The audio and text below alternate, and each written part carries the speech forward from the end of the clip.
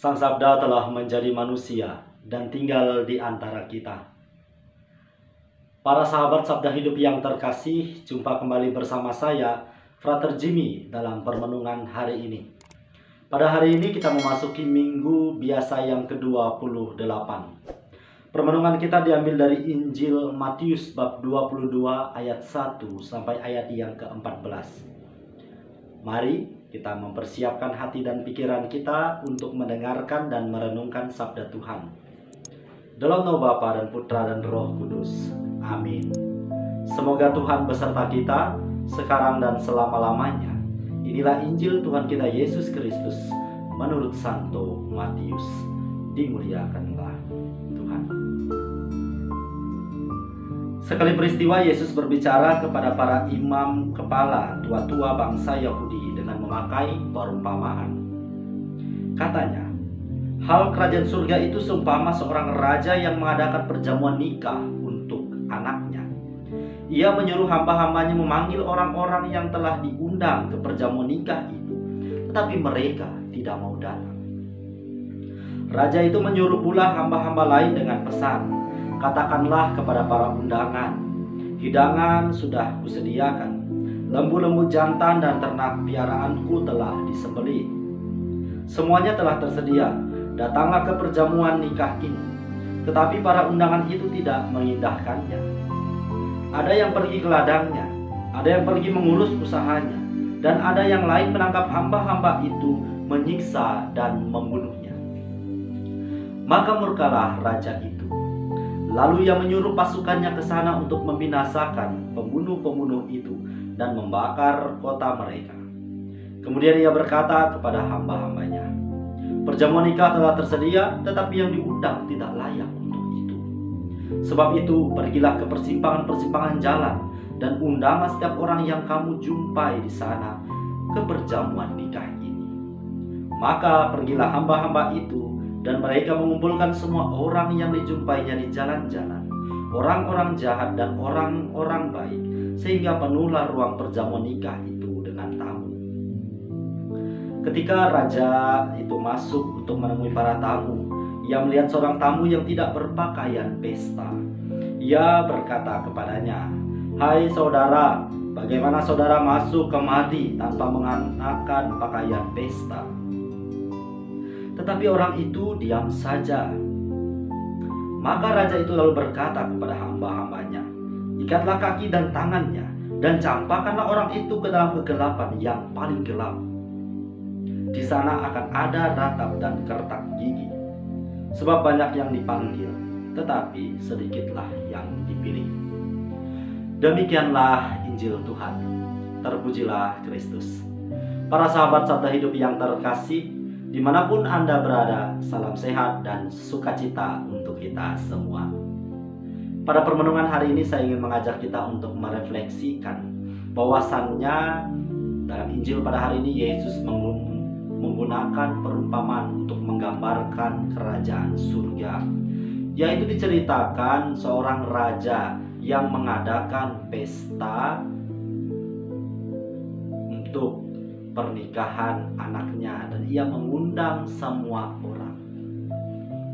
Poin refleksi pertama yang hendak saya ajak kita semua untuk dalami ialah bahwa karya keselamatan yang Tuhan kerjakan tidak terbatas untuk siapapun. Artinya bahwa karya keselamatan ini diperuntuk kepada semua orang. Ini poin pertama yang hendak saya bagikan dalam permenungan kali ini. Bahwa Allah yang begitu murah hati menghendaki agar semua orang selamat dapat menikmati kehidupan abadi yang penuh dengan sukacita yang digambarkan dengan suasana pesta pernikahan, di mana di sana telah disediakan hidangan yang nikmat, yang enak, dan Tuhan Allah menyiapkan hidangan yang terbaik ini. Akan tetapi kendati pun Allah telah mengundang semua orang, toh pada kenyataannya tidak semua yang menanggapi undangan dan panggilan Tuhan Allah ini. Persis seperti gambaran undangan dari sang raja tadi tidak dipenuhi oleh setiap orang yang dia undang. Tetapi ada poin menarik yang juga dapat kita refleksikan dalam terang iman. Dikatakan tadi bahwa ada yang datang ke pesta memenuhi undangan sang raja itu. Tetapi orang ini tidak mengenakan pakaian pesta. Sekiranya gambaran orang yang tidak mengenakan pakaian pesta ini mungkin dalam praktek kehidupan kita sehari-hari, kita sudah datang menanggapi panggilan kasih Allah ini untuk hadir dalam perjamuan yang Ia sediakan.